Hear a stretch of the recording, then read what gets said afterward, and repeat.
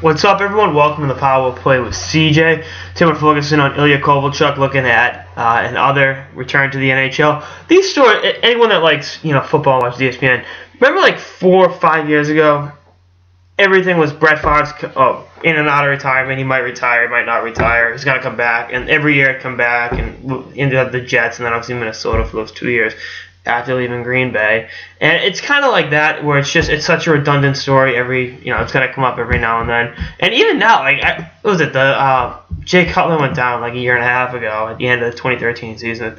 They were talking, the Bears might work out Brett Favre. It's like, okay then, all right. But either way, it's just you get sick of it after a while. And this is no different than that. He wants to come back in 2016, 2017. Next year is the last year of his deal in the KHL, which is, one of those things. He can't just you can't just come right back in to the NHL. It requires approval of all 30 teams, and then if he doesn't get it, he'd have to sit out a full season of hockey, and then the Devils would have to sign off. I don't think the Devils would, give two shits one way or the other. I just think it's like, and it's his sister is the source of it. I saw it on Twitter. It was like, oh okay, that's interesting. But I just think that Kovaclhuk's still in it. I mean, he's still not that old, is he? He's 32. He'll be 32 next month. So, technically, it'd be right around 500 career goals, if I'm not mistaken. If he hung around and didn't go back to Russia. I think, he hit 417 goals when he went over to the K, which is, very, very interesting. So, that's a lot of goals. But, I just think, had he stuck around, he'd be, probably retired with 650, 700 goals. That's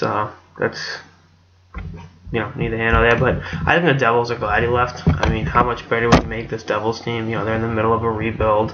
If they can, continue to not be that great for a while, get some more lottery picks. I think with Kovaclhuk they'd be a little bit better, but not enough to make the playoffs. So, I think, and they don't have to pay that money, so they kind of got out easy on it.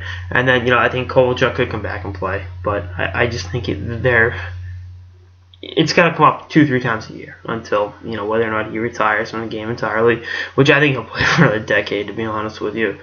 I think he's 11 years younger than Jaromir Jagr, so go off that.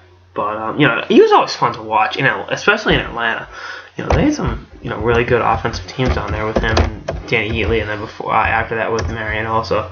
But he was definitely a really, really electrifying offensive player. He's, it's a shame that he chose to turn tail and go back, but we'll see what happens. That's all I got to start of the Power Play with CJ on Ilya Kovaclhuk's possible return to the NHL. So 2 more episodes of the season and beyond. Later, guys.